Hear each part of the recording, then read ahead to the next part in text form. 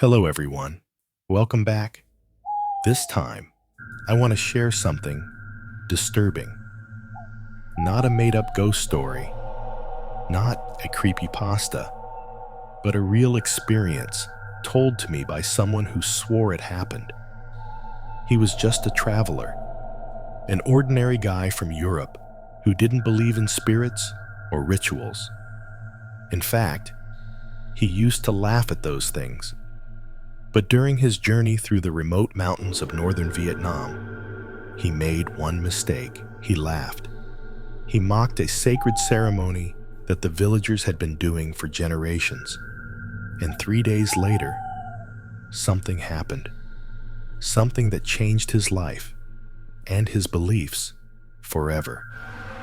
When he told me the full story, he looked like someone still haunted. And honestly, after hearing it all, I can't blame him. Because if it were me, I don't know if I would have survived it. His name is Julian, a French backpacker I met in Hanoi a few years ago. We were both staying at the same hostel. One night, during a stormy evening, we got into a long conversation about strange things we'd seen on our travels. That's when he opened up to me about what happened to him in Ha Giang, a mountainous province in the far north of Vietnam. Julian had spent some time living with a local family in a small village nestled deep in the hills, far from cities, phones, and tourists. He said the people were kind, spiritual, and deeply respectful of their ancestors. And every month, on a certain night, they held a traditional ritual under an old tree near the edge of the village, a ceremony meant to honor the spirits that watched over them. Julian, being the outsider, was invited to watch, but he didn't treat it with the seriousness they did. Not at all. The night of the ritual, the villagers gathered silently under the tree. They brought offerings, bowls of rice, small paper charms, incense sticks, and a carved wooden idol placed in the center. The air was thick with smoke and chanting. Julian stood among them, holding his phone, recording everything like it was just another exotic performance. At first, he was just quietly observing, but when the shaman began to speak in a trance-like rhythm, his eyes closed. Voice trembling, Julian whispered to one of the younger villagers beside him, "This is ridiculous."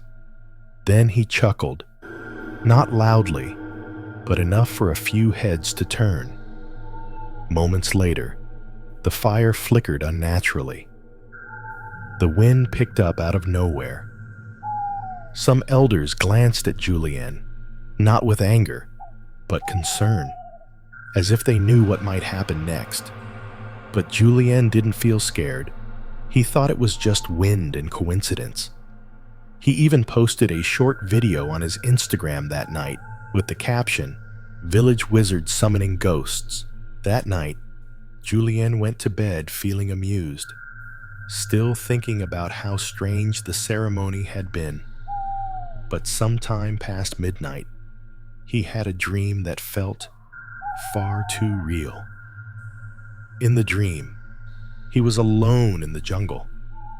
Everything was quiet except for the sound of drums echoing from deep within the trees.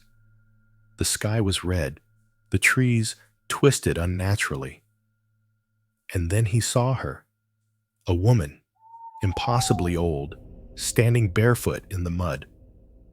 Her hair was soaked and stringy, her face pale and covered in deep scratches. She didn't speak. She only pointed at him, slowly, silently. Julian woke up gasping for air. His chest felt heavy, like something had been sitting on top of him the whole night. He was drenched in sweat. But when he turned on the lamp, he swore he saw wet footprints near the door of his room. Julian tried to brush it off. He told himself it was just a weird dream, maybe from the rice wine he drank with the villagers. But the next day, something about the house felt off. The temperature in his room dropped noticeably, even though it was warm outside. When he asked the family about it, they just gave him a strange look and said, "Don't leave your window open tonight." That evening, he stayed inside. He tried to focus on his phone, watch something light to distract himself. But around midnight, the lights in his room flickered twice, then went out. In the darkness, he heard whispering. Not from outside, from inside the walls.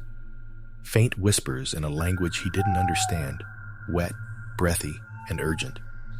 He pressed his ear to the wall, thinking maybe it was just pipes or insects. But he could hear something moving, something dragging, something alive. He left the room and went to sleep in the hallway that night, using his backpack as a pillow. But even there, he said, he couldn't shake the feeling that someone was watching him. Not from the shadows, from just behind his own eyes. On the third day, Julian didn't leave the house at all. He skipped breakfast. He didn't speak to anyone. He said something felt wrong in his bones, like a deep cold that wasn't physical, but spiritual. That afternoon, the family heard a loud noise from his room, like furniture being thrown. When they opened the door, they found Julian standing in the corner, facing the wall. He was whispering something over and over again, in a voice that wasn't his. The youngest daughter screamed. Julian turned around slowly, his eyes wide, completely black.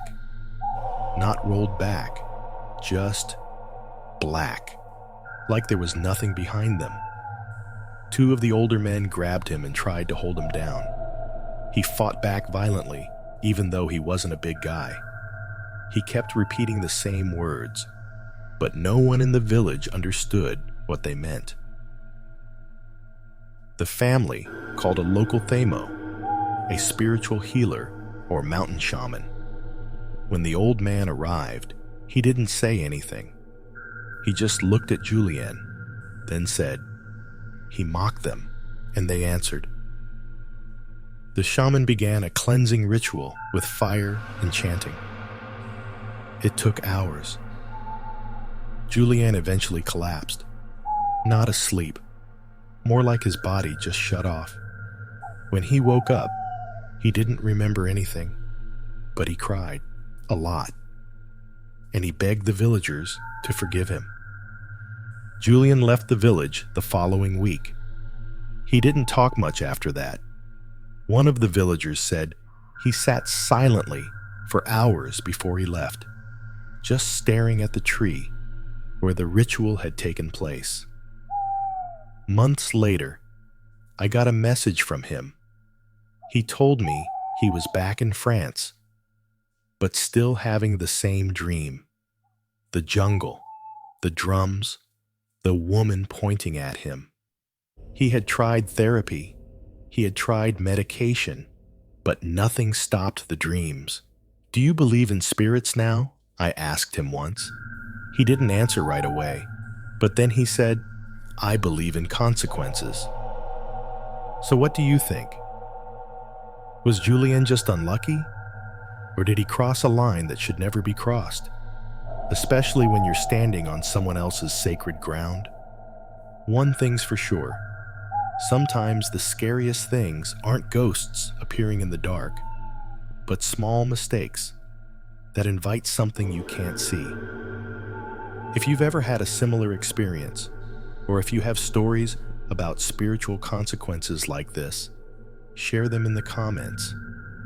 And if you enjoy this kind of investigative horror, don't forget to like, subscribe, and turn on the notification bell so you won't miss what's coming next. Until next time, be careful what you mock. Something might be listening.